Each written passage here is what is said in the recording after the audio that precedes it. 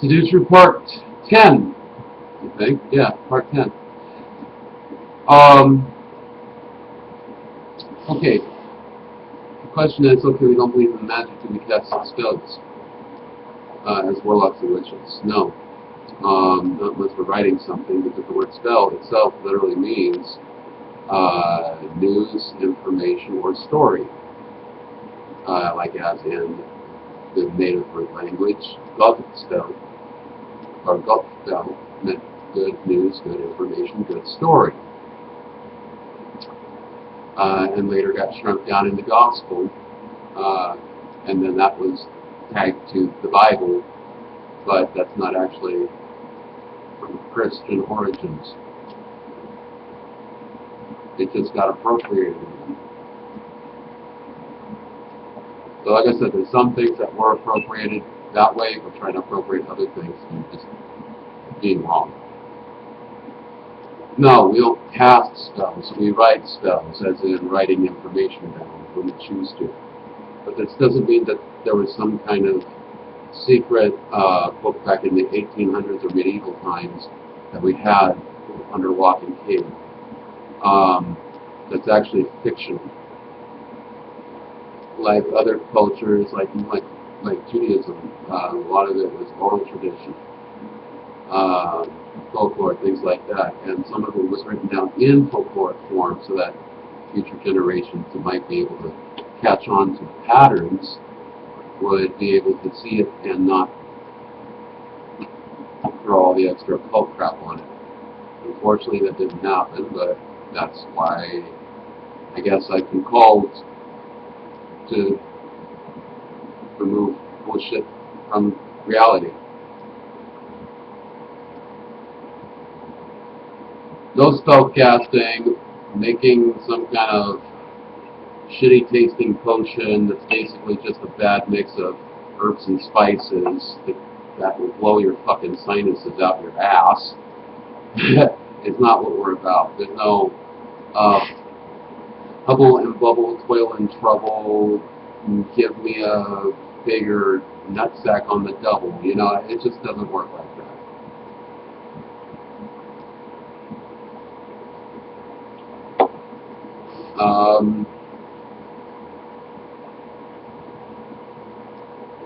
On that same note, what do we call praying? We call it praying.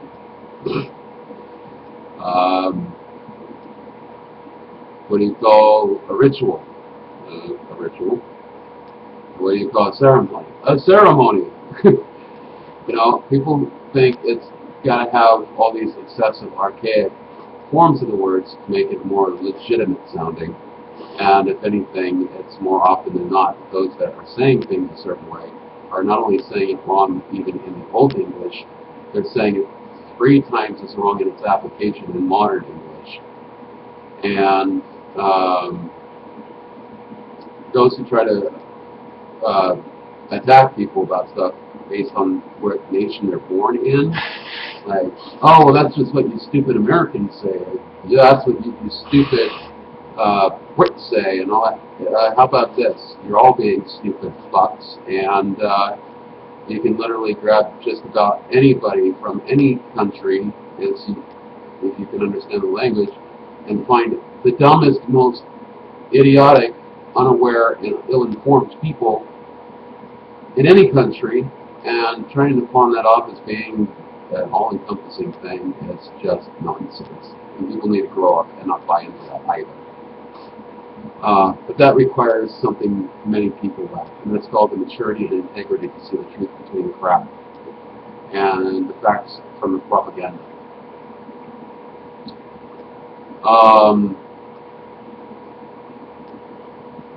If somebody comes to a legitimate warlock or witch, especially within Sidutru, and they ask, for help, it's mostly counseling. And unless you've been involved in counseling yourself or have had some kind of training in counseling, you really don't want to go there. And you want to recommend somebody that you know would be better for that. I actually have training in ministerial counseling, having been a minister before I embraced the title warlock, and actually went through the studies through non-denominational sources. And this was a long time ago, before this became my path, when I started finding stuff that didn't just strike my fancy, but it stimulated the intellectual aspect of my mind. And that's why I refer to Sidutru also, aside from being literally the custom of being truthful and a bit of a renegade from all the nonsense, to also being contemplative. It is definitely a contemplative culture, and you can call it philosophy or whatever, but that's kind of a half-truth. It's far deeper than that. And it has to be deep, or it's superficial, costly.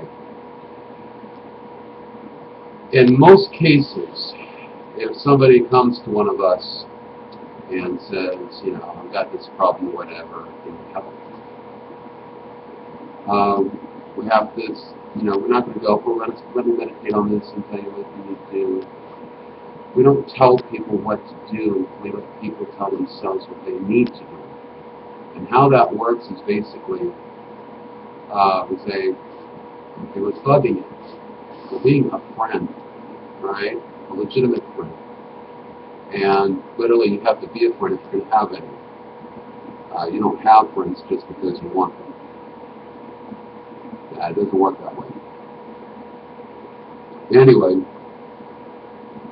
and, you know, I had one person actually come up to me with a problem, and they said, well, how much does it cost to get some counseling from you? And I said, your time? You know? And they go, no, I mean, like, how much do you want me to pay you, or whatever. And it's like, I need somebody to talk to. Shut up. Shut up with the money talk. What do you need? And that's a real warlock language. It's a community thing, and it's not a money-maker thing. We can get our money doing other things, making arts and crafts or whatever, you know, things like that. And not making these cheap knockoff shit. We're talking actual something artistic and creative.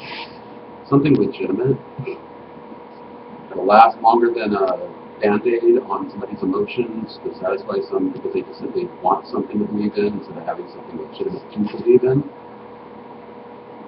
Anyway,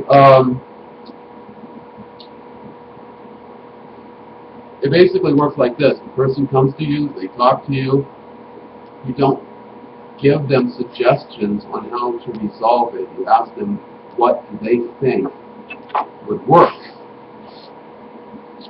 And the reason is because most people who want you to tell them what they should do is because they want you to be the fallout guy if something doesn't turn out right.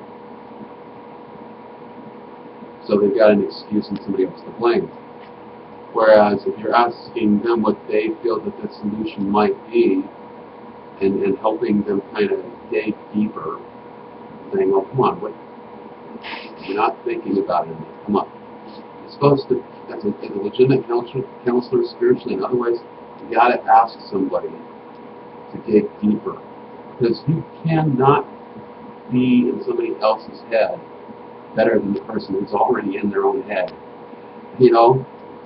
And you might be able to psychoanalyze the fuck out of somebody, but you're not helping them. You're slapping a Band-Aid prescription. What the person needs is to be encouraged to think critically for themselves. And when they hear themselves actually say what's crawled up their ass and fucked things up, and you can actually encourage them where they don't feel like you're being a judgmental douchebag or, you know, a dictating psychoanalyst head shrinker, and they hear themselves actually say something, you can see it in their eyes. It's like, and it's not always a happy kind of response. It's more like, what the fuck is wrong with me? Kind of thing. And that's usually when the best answer to that one is, you're a human. You're just a human being. And we all make mistakes, and it happens. Now the question is, what are you going to do to confront it first within yourself before you confront it with somebody else? And are you going to be able to deal with their reaction? And sometimes, they'll say, yeah, I'll deal with it now. And okay, all right, well, let's have a soda or something, and they can go home or whatever, and they start changing their lives for the better. And you don't toss them some kind of little special gemstone or whatever to fuck with their head and try to stroke their ego or their fantasy. You have to get people to own up to themselves. That's what the job of a counselor is. That's what the job of a warlock and a witch is in a counseling capacity. It's not about catering to their vanities and getting paid to put on a show.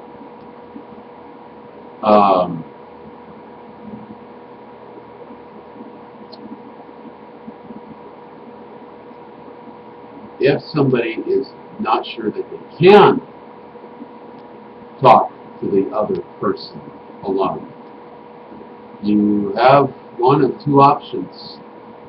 You can invite them over to where you're at, or an open area where it's kind of neutral ground, where it's not your house, their house, whatever. It's out in the public somewhere, but not like crowded or whatever, noisy.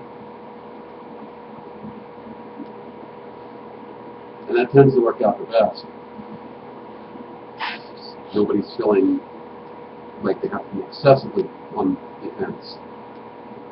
And you don't say anything, if the other person goes, well, who's this? And, it's like, this is my counselor, my friend, or whatever. I usually just don't say this is a friend, because most people who have counselor, whether they admit it or not, the walls go right up. It's just BAM! And it's over. It's over before it starts.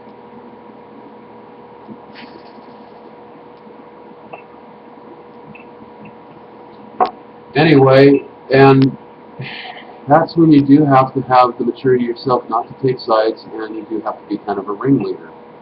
And if you know somebody is starting to get attacking, you need to say, hey. Alright? Well, they did this like 6 months ago, and I'm still mad about it. Get over it. Most people, when you say that, they're like, excuse me? Get over it? How dare you? It's like, because it was 6 months ago, not just a minute ago, and you're beating a dead fucking horse. You have to have the balls to put people right back in their place when they're trying to piss down everything and trying to dominate everything. And basically, to put it another way, you can be flexible without being a fucking spineless jellyfish. And you can be stern and stand your ground without being a brick wall that people are just smacking their head up against and doing nothing. You have to be a little bit flexible to kind of give a little bit so they can get some of their frustration out while encouraging the other person just bite their tongue best you can. There's no simple fix for anybody. Everybody's different, and you've got to learn to work with what you got going on in front of you and not your own preconceived opinions or proclaims. You have to realize they're people, not a product or a number, and they're not robots. You can't just throw in a program and expect exactly what you want to be spat out. It doesn't work that way. Otherwise, you just get people to say what they think you want them to hear, and they absolutely never go anywhere, and nothing's resolved. But anyway, you basically got to get them to get past that chip on their shoulder, sweep it off, and get them to actually blurt out and kind of like realize what you just said. And then give them time to kind of think about it. That's what a real warlock and war witch is supposed to do. Talismans goes, on to the next one.